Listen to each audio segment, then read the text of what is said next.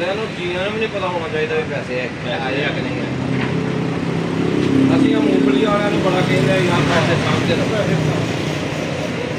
ਬਸ ਕਰ ਯਾਰ।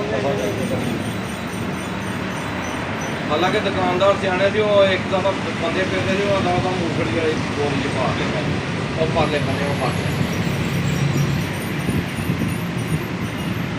ਸਾਡੇ ਬੰਦੇ ਮਾਰਦੇ ਕੰਮ ਆ ਜਿਹੜੇ ਵੀ ਦੁਕਾਨਦਾਰ ਇਹ ਮੂੰਹ ਮਾਸਕ ਪਾਏ ਦੇਖਿਆ ਮੂੰਹ ਮਾਸਕ ਪਾਇਆ ਹੈ ਮਾਸਕ ਪਾਇਆ ਹੋਇਆ ਮੂੰਹ 'ਚ ਮੈਂ ਦੇਖਦਾ ਵਾ ਹਾਂਜੀ ਔਰ ਅਫਰੀਕਾ ਦੇ ਬਾਈਕ ਉਹਦੇ ਚ ਹੈ ਨਾ ਇੱਥੋਂ ਆਇਆ